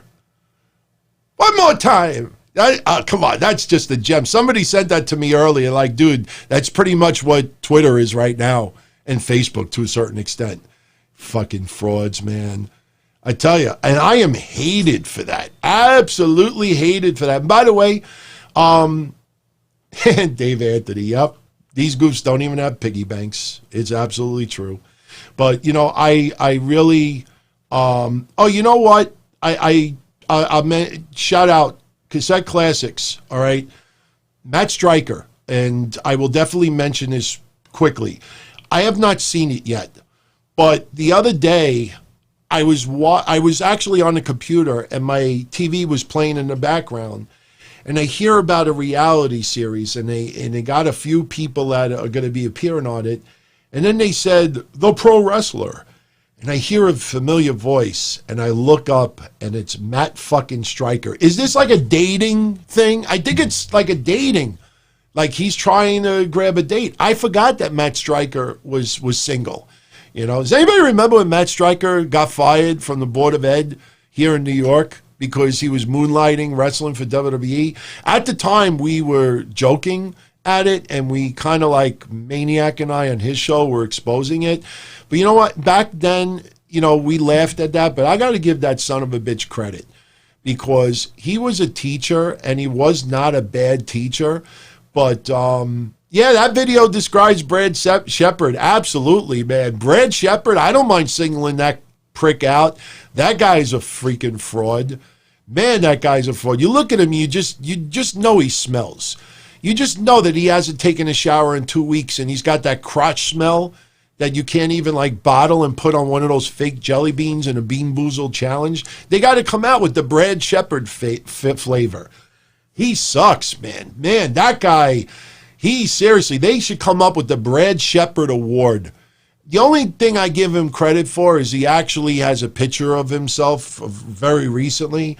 But man, seriously, if you said to me right now that I had to eat another one of those chips, or if Satan said, if Satan said to me right now, you could be immune to COVID, you could be a millionaire, but you have to live the rest of your life in the soul of Brad Shepard, I'd fucking I won't even say what I would do. Seriously. That's why before I die, I will donate to charity every week. I will go to homeless shelters, even though I've done that before, once in a blue moon. But I will go to the church. I'll be like the end of Groundhog Day, the movie, when Bill Murray is doing everything possible to make people happy. And then this way, I hope when I go to fucking purgatory, they say to me, we're going to reincarnate you as Brad Shepard. I'd rather be reincarnated as a slug or an ant. I'd rather be reincarnated as a caterpillar in like a grass baseball field that you just know not only is somebody going to step on you, but they're going to spike you. So you're probably going to get chopped in half and not be dead right away, and then you die. Seriously, I'd rather be that caterpillar than be Brad Shepard. Oh my God, seriously. Yeah, Andy McDowell, she was cute at the time. I haven't seen her lately. I think she's still alive. I'm pretty sure she is. If she would have passed, I definitely would have had like flashbacks of Groundhog Day. But that was a great movie, man. I really enjoyed that movie. But Janelle, you don't know what purgatory is? Purgatory is like when you're like when you walk into a building and you go in the elevator and the guy says you're going up or you're going down. That's what purgatory is. You're like walking into like after you die, you walk into the ground floor of a building, and either my belief is hopefully I go up to the penthouse or I go down to the outhouse. So, man, if I died and came back as Brad Shepard, seriously, if any of you like die and get reincarnated, and I don't even know how that's physically possible, but just kill me, seriously, just. I know people would think you're a freak, but you could say, no. He was DT before. In our previous life, he said that if he came back, in fact, as Brad Shepard, he gave me instructions to just chop his head off. Seriously. Cut my tongue off, feed it to me, shove it up my ass, do whatever you want. But, man, Brad Shepard, seriously, who would fuck that? Seriously, I'm dead serious, man. I don't have, like, a huge disdain for him. But it's just some people out there, and now I understand why some people just like hide. So they can't take it, man. You see people getting triggered. It's like, I played it earlier today on my Twitter. It's like the Wizard of Oz with the witch when she gets melted. I'm melting! Look what you did to me! Oh, what a world! I'm melting! You see people online that claim to be these King Kongs of manlyhood. And you say one tiny little thing that goes against them, triggered. I mean, my God, it's like the Guevara thing, but instead of saying, like, what was that, busted or whatever, you just say triggered. It's just triggered. It's amazing, man. It's not body shaming Darren Gordon. It's not body shaming. It's just like you look at Brad Shepard, it's like he just comes off as an asshole. It's like, unless you pay for it, it's like, I can't see what girl or what guy would want to get to know him and like learn what he likes, his favorite color, his favorite TV show, his favorite animal, his favorite food, and maybe like going to his house. I mean, I just can't picture that. Like, who would eat that? Yeah, like Vince McMahon. Yeah, the eyes, the ears. King of Swan style. Can I open my Twitter DMs so he can get my opinion on something wrestling related? You know what you do, King of Swan style? Just send me a tweet later and I'll follow you. I have my DMs wide open. There's a woman in wrestling right now. I don't want to say her name because somehow people are disappearing on Twitter because of it. Hey, yo. But, she's like, oh, my DMs are wide open and these people are sending me dick pics and stuff like that. It's not a WWE star, but I'm just like, iconic. What the fuck do you expect? You're an attractive woman and you're saying DMs wide open. You don't think that some pervs out there kind of like, misconstrue that, oh, hey, what? She said her DMs, they're not only available and open for all of us, they're wide open. Oh my God, you see, these people just ask for it, man. Ask for it. I don't know too much about North Martina. I did see her go. I'll say her name. I don't know anything bad about her. Yeah, I might be pussying down right now. I'm not fucking with her, but, I say to her, same thing I say with fucking that iconic chick. I say to, other people who have been sent dick pics. Brad Shepard. With the exception of him, I mean, if you're a really attractive person and you're accepting anonymous DMs, you're just asking for trouble. That's why I was just so against Charlie Caruso, opening up her text messages to strangers, because there's a lot of creeps out there. There's a lot of creeps out there, and you don't want to go through that, especially when you got people that are obsessed. Let's be honest, everybody.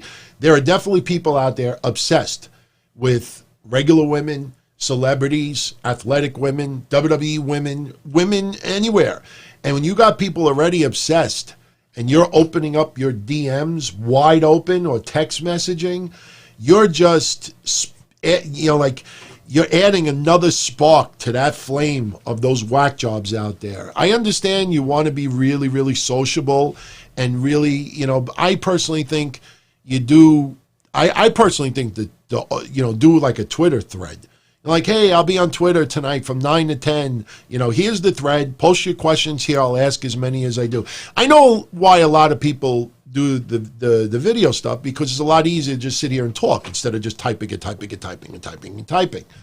So, thank you very much, Ghost Crusaders. We were talking about Annie McDowell before, and he brings up that Andy McDowell's daughter was the hippie girl once upon a time in Hollywood. She is 62. I'm going to, after the show today, I'm going to Google. I want to see a current picture of her. Did you all see, and I know for the younger fans out there, this guy probably you don't know, or maybe you don't give a shit about before, but did you see about Kurt Loder of MTV? Now, I have on video. In fact, I was really upset to find out very recently that website, ioffer.com, is closed down. Not only are they just not selling regular stuff, it's gone. I offer, a lot of you out there, I wish I started doing video a couple of years ago. I can't tell you how many bootleg videos I got off of iOffer. I have the entire ECW library from 1992 to even the WWE version of ECW. I got it on iOffer. This guy, I don't want to take it out right now, but this guy, I can't take it out right now, but this guy sent me this big booklet. There's 500 DVDs in there. I paid almost nothing for it. iOffer had crazy bootleg stuff on there. But I had originally got the first 2 or 3 days of MTV when it debuted, 1982, I think it was. Wasn't the first, I swear I didn't look it up, but isn't the first ever music video on MTV, Video Killed the Radio Star? I think that was the first ever music video to play on MTV in 1982, but they hired Kurt Loder. And I think he got hired around 88, around that time. They posted on social media a day or two ago, the guy just celebrated his 75th birthday. That is sick. That is sick. When you really look at the time, it makes sense, because back in the late 80s, he did look like he was about 40 years old. I think people are more blown away at the fact of how quick years are going by. I was looking today, even in wrestling, I think today or yesterday was the 20-year anniversary where Edge and Christian did the 6-second pose. Just think about that for a minute. Someone who might have just got out of somebody's uterus is almost drinking age now, and 20 years. It's 20 years. It was 20 years ago that Miss Elizabeth this week had her 2 matches. It's just 20 years. That's just insane. That's why when I say once in a while, I know it rubs some people the wrong way. It's not intended that way. But when I say sometimes, look, this is my 23rd year doing this, it puts in perspective sometimes, I started doing this before the Montreal Screwjob. But even the Montreal Screwjob is turning 23.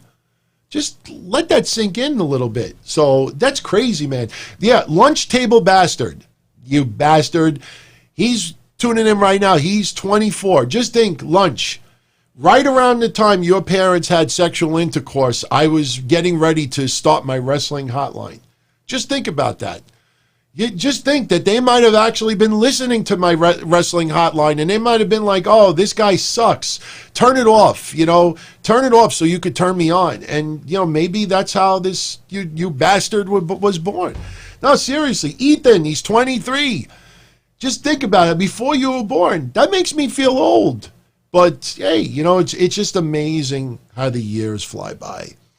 Even like you look at like CM Punk's pipe bomb and some of the other stuff, and you realize how many years like this.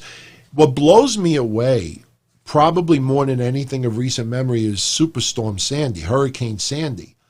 This year is going to be the 8-year anniversary. I started dating my fiance 2 weeks before Superstorm Sandy, just to show you like how whacked out our relationship started off. 2 weeks in, and I couldn't even get to second base. And 2 weeks in, I think I'm finally getting to second base, and then my parents' house get leveled, and my mother moves in with me for 3 months. And every time I want to get like a little alone time with my girl, my mom's like, got anything to drink? Got any sort? Not to that extent, but 8 years already. 8 freaking years. That's crazy, man. It's crazy. So, oh, cool. Hey, listen, man, I appreciate the super chats. I swear to God, I put it back in the show a lot. And last month, we put a lot back into not only COVID, but, buying certain things here and there. But, you don't have to super chat me just to tell me a little comment here and there, but I really do appreciate that. Seriously. Now everybody's like putting their wallet back in their pocket. No, but seriously. But let's talk a little bit about SmackDown. Let's do some Royal Rumble. I don't know where that came from. Money in the Bank predictions. SmackDown today was to set up Money in the Bank. And to be honest with you, it was not a bad show under the circumstances. Right now, we only have 6 matches advertised for Money in the Bank. I'm a little concerned about the men and women's ladder match. I'm not concerned about the creativity. That stuff is already in the books. WWE, you see, with the Boneyard match, with the Firefly Funhouse match, when they pre-record, they get creative. No question about it. This is going to be extremely creative. People are going to be going in rooms they're not supposed to. I could almost guarantee that Vince will make a cameo. Get out! You almost feel it. Triple H might make a cameo. You might see some whacked out stuff. I don't think they'll be brawling on the highway. But the thing is that what I think is going to happen is you're going to have various people like brawling like on a particular floor, catering, an office, this and that. Maybe a copy machine gets involved. But I think what may happen is they may go to another match and then go back to see where people are at. Like, it's going to be, sometimes WWE's camera angles get you dizzy. But if you got like, Dana and Carmella on the 5th floor, and then you got these other 2 women on the 8th floor, and then you got Daniel Bryan and Corbin on the 9th floor, and then you got this person out in catering, it's going to get very confusing.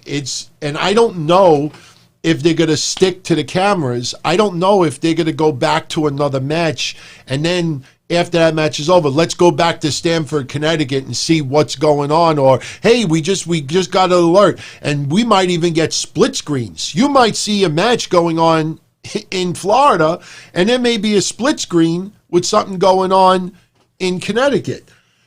I'm very curious, but I just wonder if they're going to be adding matches to this. Because right now there's only 6, and some of these matches I don't think are going to be all that long.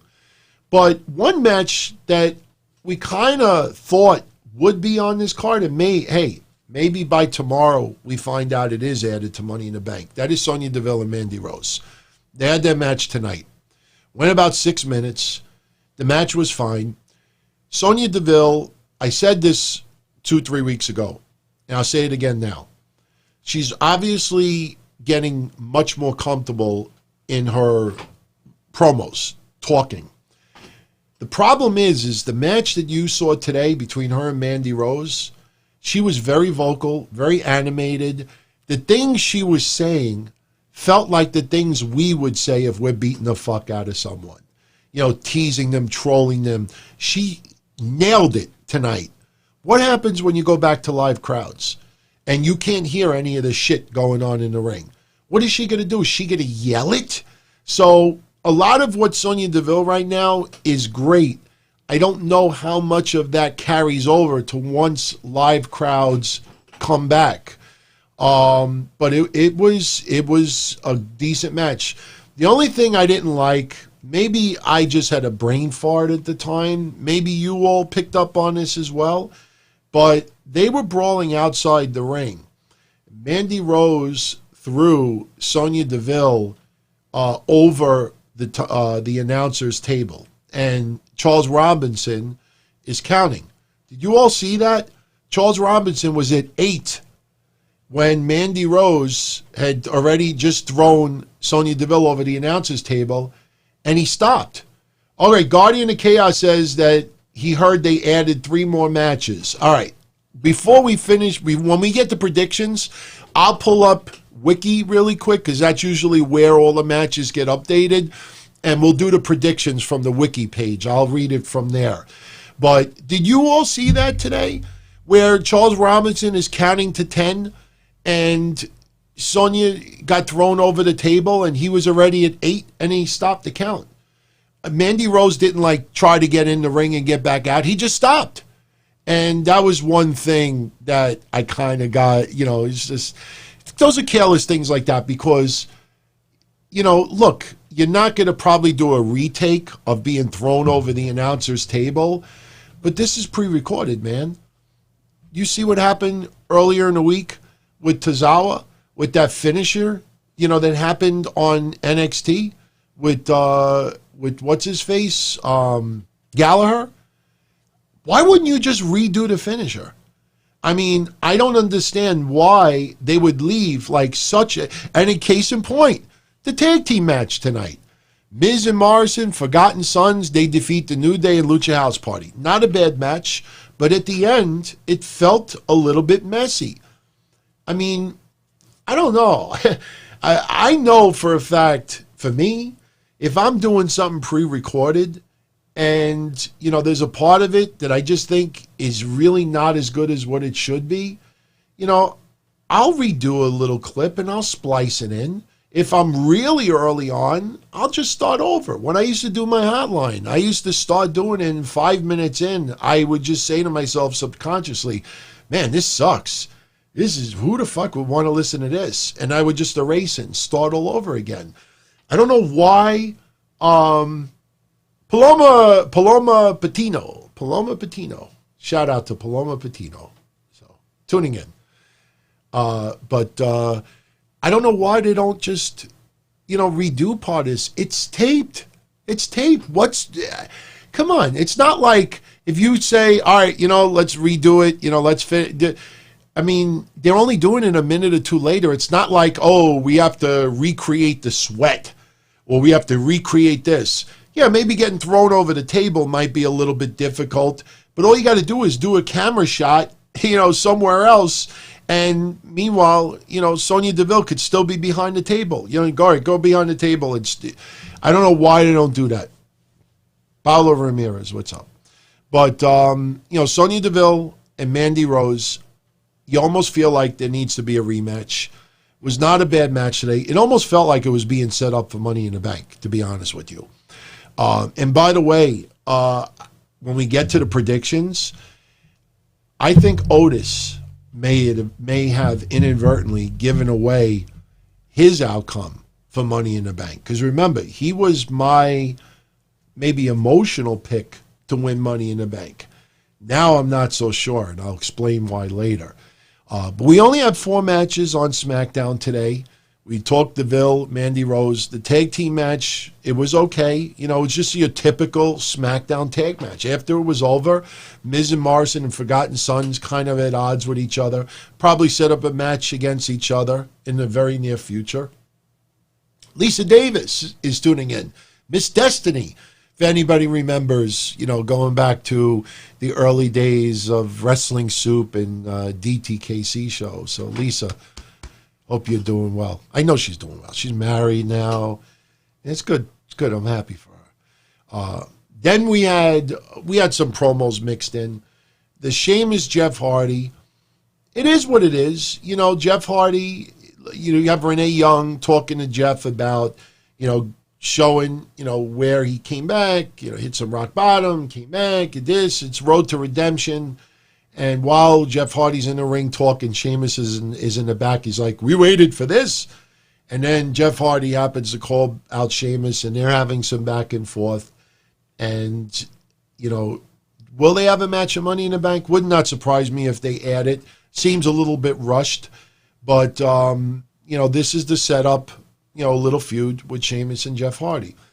You know, neither one are doing anything right now, so it's not bad. I mean, Sheamus doesn't have that much of a career left because he's got, you know, the issues with his spine, or his back. But, you know, I don't mind seeing that. I don't mind seeing either one.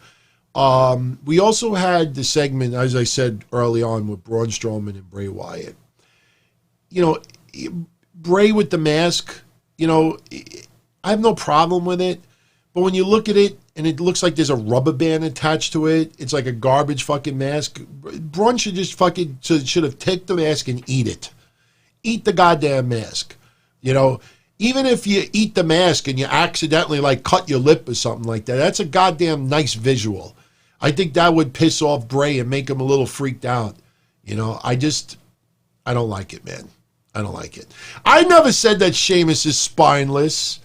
I know that's a catchy thing, but nah, man. That's something that somebody would write on Twitter to try to get 38 likes. You know, grown people, you know, who have no money right now, and I guess they're going for stand-up comedy. Everybody wants to be a comedian. Everybody wants to be a comedian. The funny thing is that I think if this guy earlier would have called somebody in AEW a retard, something tells me that you would have some people online writing LOL, LOL, LOL, LOL. Anyway, Bayley, Tamina, Sasha Banks, you know, Lacey Evans. I think a lot of you out there felt Tamina was going to get the win today to give that suspension of disbelief that maybe she could dethrone Bayley at the pay-per-view. I'm enjoying Tamina's stuff online. Mish is a huge fan of Tamina. Any of you out there, go back, Tribe Called Quest, 80s, Bonita Applebum. Anybody remember that song? Bonita Applebum, you gotta put me on. Bonita Applebum, you gotta put me on. Bonita, Bonita, Bonita. Take away Bonita, replace it with Tamina. We gotta fucking pay Mish. Mish has gotta rap Tribe Called Quest. It's gotta be Tamina Applebum. Come on, I want to see Mish do that. Tamina Applebum, you gotta put me on. Tamina, Tamina, Tamina. I like Tamina, brother, but I don't think she has a chance in hell getting that title this Sunday. I think this is, like I said, this is the detour in the road to Sasha versus Bayley.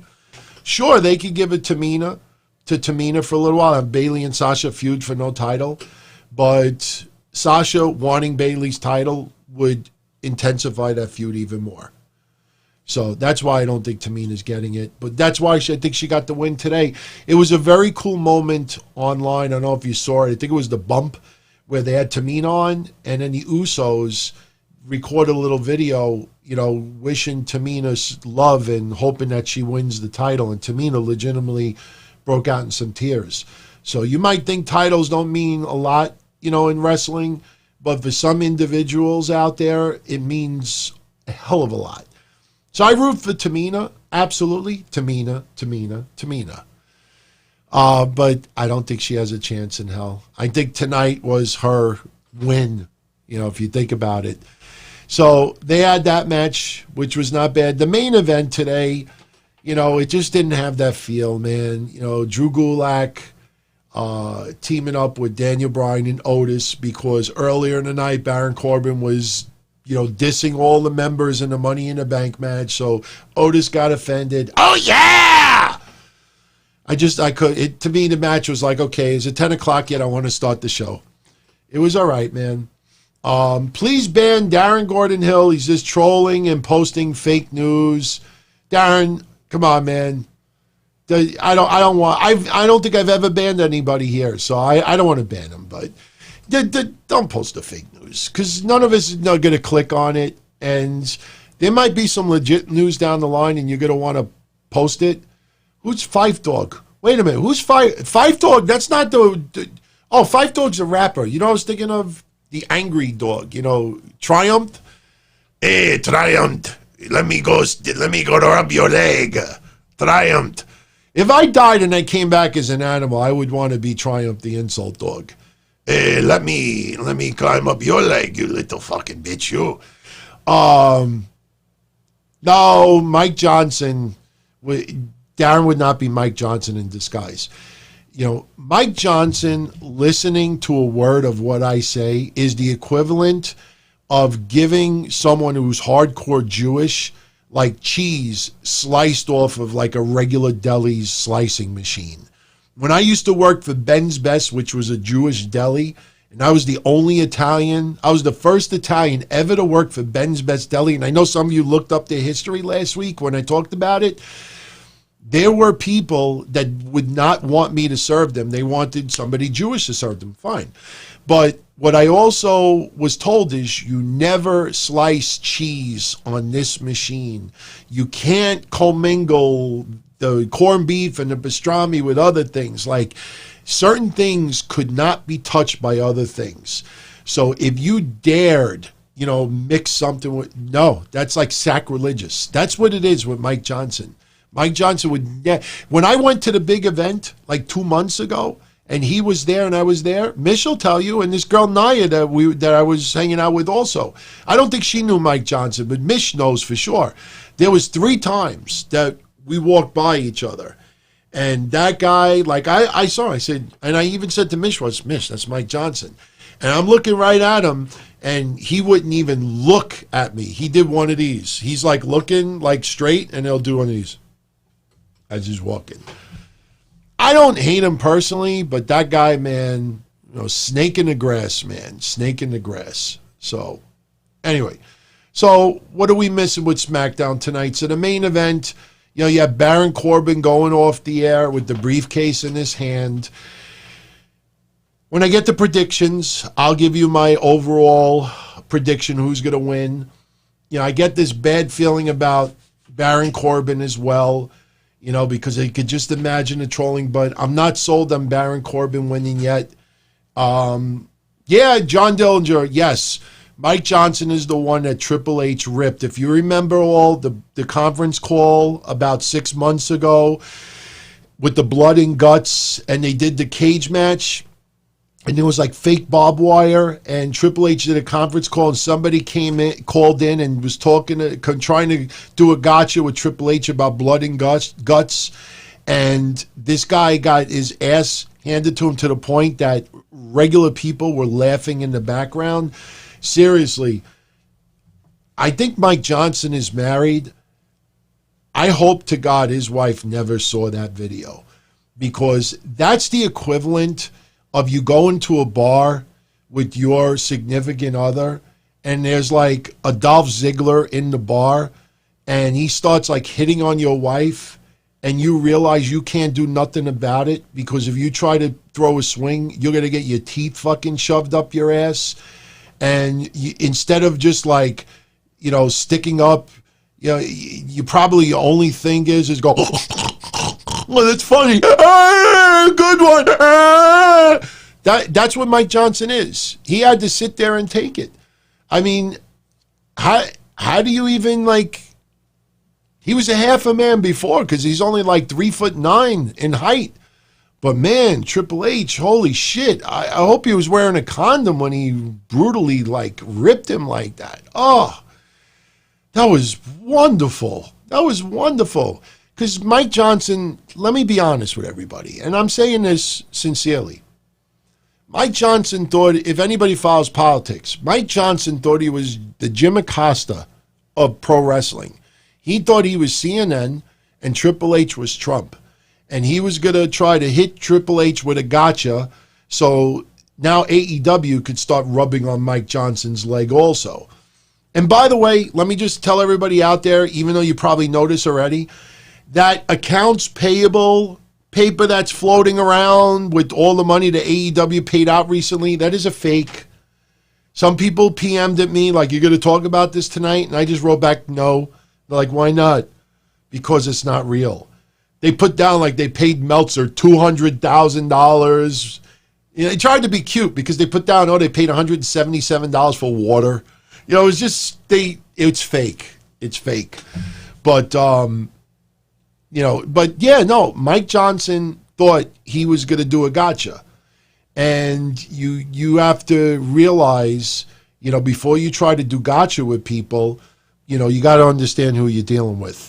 And Triple H has been in the ring live on Raw for decades, cutting promos, unscripted, one-liners, the DX stuff. Things would happen in the crowd and he would react to it like this.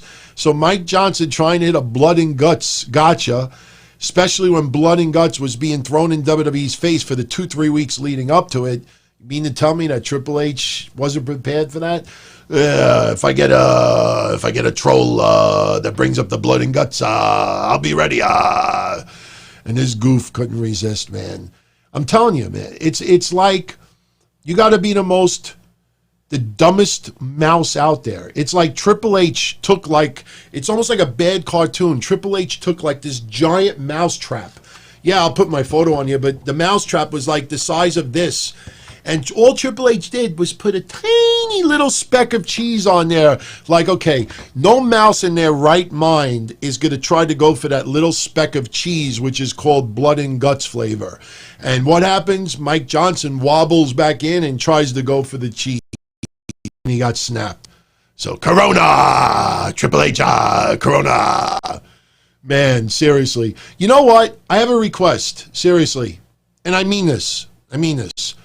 If I ever die abruptly, in the upcoming years, and you're still a follower of my shows, and I just die suddenly, no, ongoing disease or, something that, just eats me up and spits me out, and everybody's like, ha ha, ha ha.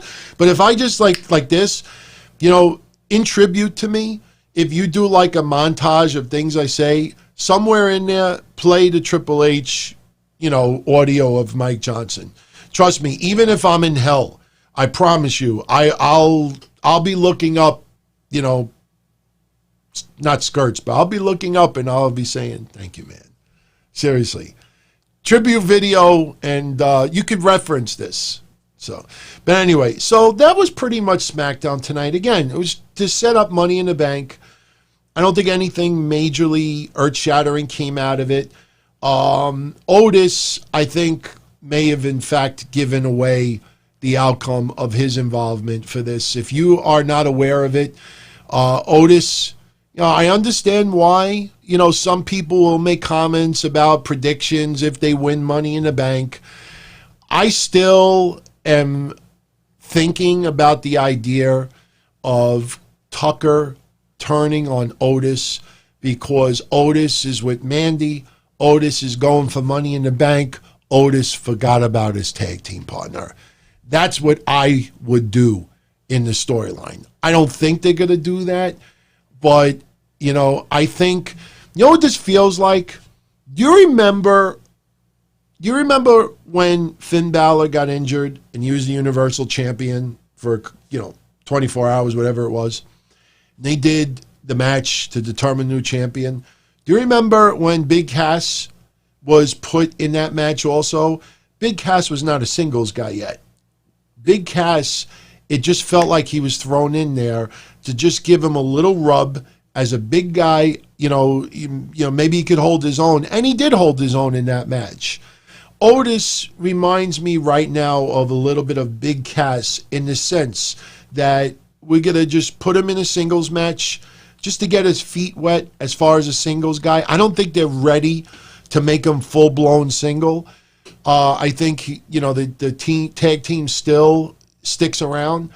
But when he was asked if, and again, this is just characters now. When he was asked about, the Money in the Bank match, he actually said, and I quote, Psycho's asking me, what do I mean by testing the water? Testing the water of Otis being a singles wrestler.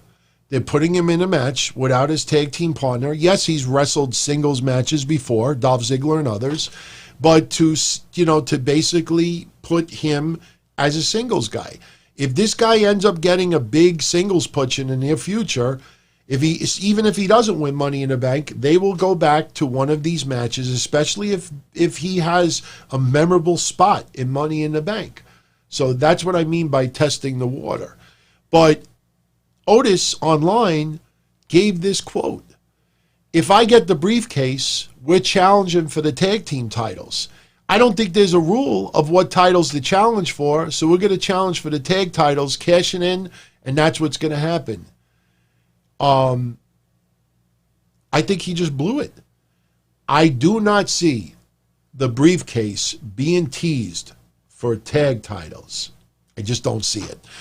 So I think now if he won the briefcase now and decided that he was going to tease winning a singles title, it would kind of like mess up all of what he just said. I think that comment, and that's not his fault, that's WWE doing that. Them giving the perception that Otis would use the briefcase to challenge for tag titles is a very hard sell for yours truly. I don't picture it. I'd be shocked. I would love to see Otis win it, but I just don't see it happening, especially after making that comment, in my honest opinion. So, before we get into Money in the Bank predictions, if you're not aware of it, the mayor of Boston, Massachusetts, Mayor Marty Walsh, made some news today. And while I'm talking about this, I'm going to pull up the Money in the Bank, the current lineup. Marty made some news today. Marty! Something tells me people would rather go back to the future and vote someone else in as mayor. Marty announced today, Mayor Walsh, that, this is a quote, all large-scale gatherings, like parades and festivals that are permitted by the city, are suspended through Labor Day. In the interest of public health, no permit will be issued for any event before September 7th that could draw a large crowd. SummerSlam is supposed to take place in Boston about 2 weeks before. So everybody's pretty much putting two and two together and saying there is no way SummerSlam is going to go down in Boston, Massachusetts. Now, later on, Marty adds, for smaller events, we'll look at them on a case-by-case basis. Now, there's always a possibility that WWE, everybody pays a price.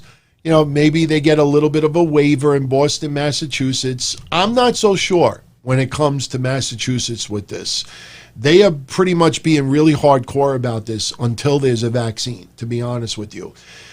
In my opinion, and I go back to, and by the way, I am on the Wiki website right now, and they're still advertising the 6 matches. So it does not look like any matches were added. So I'm going to get into the 6, give you my quick predictions. If they add substantially more matches to it tomorrow, then maybe I'll just do another video. But, my honest opinion is what I said before. You might remember a couple of weeks ago, I said that you'll see a lot of wrestling events take place outdoors, especially because of scientific evidence coming in about heat, and humidity, and the virus. And being in an open area, with wind, the virus could be blown a different way. If somebody sneezes, you keep distancing. It's WWE. It's SummerSlam. It's happening in the summertime. They should just consider doing it in Florida, maybe doing it on the beach. You do it outdoors. Give it that summer feel. You know, you could have people distanced. You know, you have enough people around ringside. Florida is a lot more laxed right now with the requirements. By the time SummerSlam goes around, you know, you probably would have almost all the rules relaxed. And if there's virtually no cases or very few cases in Florida, they could get away with a better event. I know people in Boston would be very disappointed at that, but you know what? You could come back to Boston next year for SummerSlam, in my opinion. Summerfest. Yeah, it could be Summerfest. So, Money in the Bank. It's going to take place this Sunday. Women's Money in the Bank match, Asuka versus Shayna Baszler versus Nia Jax, Dana Brooke, Lacey Evans, and Carmella. I did leave out earlier the promo that Carmella and Dana Brooke cut on SmackDown. You know, Dana Brooke, like I said, nothing personal against her, but goldfish, I mean, like sucking on lemons. Even after she cuts a promo, you almost feel like she's saying to herself inside, like, wow, I did it. I did it. After all, I cut a promo. You know, something about her just never has clicked. No shot. I will stick to my original prediction. Nia Jax will win. Nia Jax will challenge Becky, or vice versa. And remember the creation of the man. Whatever you want to. I'm not going to really do it. But I think Nia Jax versus Becky Lynch is next, especially with the negative vibes that the internet is giving to Nia right now. They don't need no crowds. They don't need no stinking crowds for Nia versus Becky Lynch. So that's where I'm going with that. Men's Money in the Bank. Daniel Bryan, I don't think so. Rey Mysterio, I definitely don't think so. Otis, I doubt it now. It leaves me with AJ Styles, King Corbin, and Aleister Black. My original, you know, thought was, wow, that'd be pretty fucking cool if Otis gets it. But WWE, I just don't feel that they're going to go with that storyline yet where Mother Tucker, turns on Otis. And after making that claim about the tag titles, I mean, it would be an interesting swerve. You know, it's not a bad idea because I can imagine Tucker cashing it in and losing, and then maybe that causes dissension with Otis and Tucker. Maybe, you know, they cut a promo, they challenge someone, or they're just getting disrespected by a tag team who's the champion, and Tucker cashes in the briefcase. What are you doing? Tucky, what are you doing? And then they lose. So, Ethan, have a good night, Ethan. Enjoy. See the pay-per-view. Have a good one. So, you know what? I know we think outside the box. I don't know if WWE does. And again, what do you do with Tucker? So I'm going to go with maybe Aleister Black. Oh boy, man. I almost feel like AJ Styles though, because Aleister Black, like I'm just trying to picture him like when he comes up for his intro, what is he going to do? Keep the briefcase in his chest? Like when he comes up from the thing, is it going to be like, nah, you know what? I'm going to go with AJ Styles. I don't know why, but maybe that's a little reward for the Boneyard match. Maybe he teases the cash in. You know, yeah, I'll go with AJ Styles. I'll go against the grain. My original pick was Otis, but I'm going to go with AJ Styles. Braun Strowman versus Bray Wyatt. If they get to take the belt off of Braun Strowman right now, especially with how bad it's gone so far, and his, you know, the negativity online, I think that would just be red meat for people online to just rip this guy apart and just say, what a fucking failure. You took it off the Fiend to Goldberg, and then you give it to this Matarazzo. So I do not think Braun Strowman loses the belt. Now, Bray Wyatt may get disqualified. Someone may get involved. Somebody, you know, I expect fuckery. Just like I said with Charlotte and Io Shirai, I predict fuckery at the end of the Bray Wyatt-Braun Strowman match. I do not see a title change whatsoever. Do not see any title change. Bayley versus Tamina, I already said earlier, I do not see Tamina winning that title. You know, WWE did a decent job giving people that thought that, hey, maybe this is Tamina's time finally. I don't think so.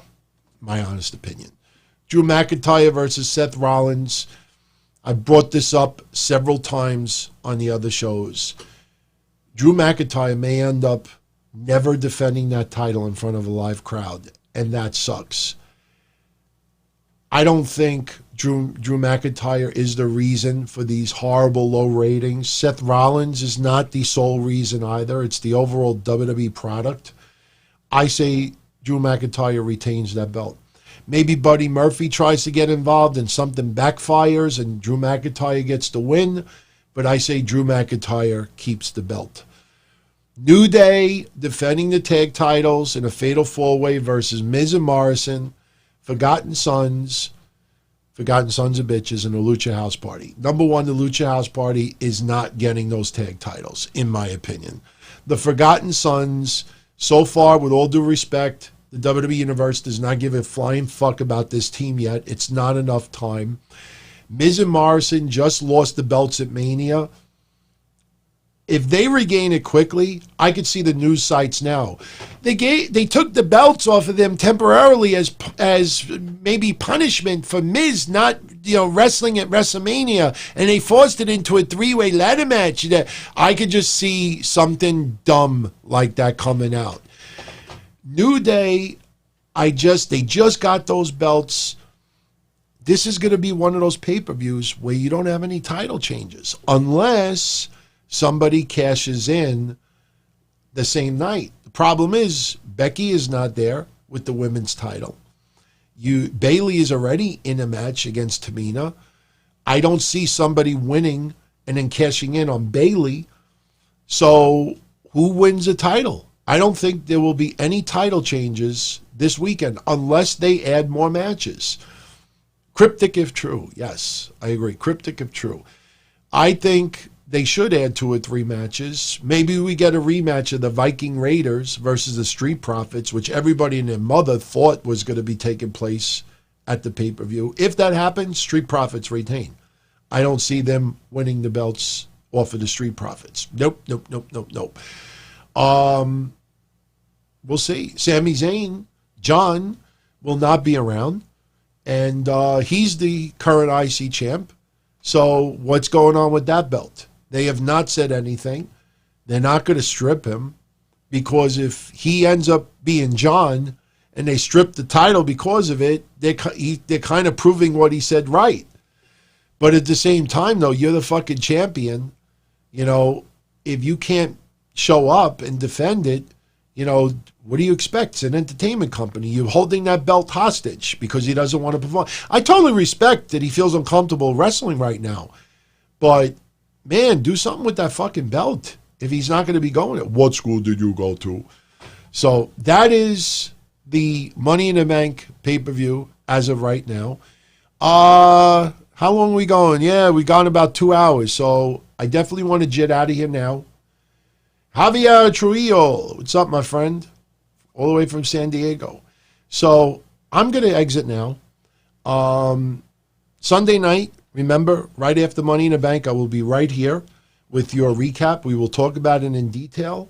Monday will be the return of the DTKC show, so any additional news that I didn't cover tonight or breaks over the weekend, we'll talk about it on Monday. Wednesday will be Wednesday Night Dynamite as always, and next Friday I will be right back here with the Don Tony Show once again. And as I said, for our patrons, I should be up this weekend, probably Sunday lunchtime, to do blah, blah, blah. Mish, again, is right now driving to Chicago to pick up more of his belongings. And King Swan Star will definitely, add you later, and I'll talk to you about what you said to me. So, everyone, enjoy the weekend. Enjoy the pay-per-view. Please post the feedback. If you liked the show tonight, hit the like button. I would very much appreciate it because, like I said, it gives me a little bit extra exposure, on YouTube. And much love as always, everybody. Take care. Be well. I'll catch you all again Sunday. Enjoy the pay-per-view. We'll talk about it Sunday night. Ciao. Son, oh my. It was fun to channel surf. It was kind of hard to do a little pocket pool after you hitting the last channel button 50 times for 2 hours plus. Son, oh my. And his whole idea of overanalyzing, oh, he's an alcoholic and he misplaced the belt. And how could you have someone champion like that? The fuck out of here. Wednesday night. Dynamite. You can have fun. You really are.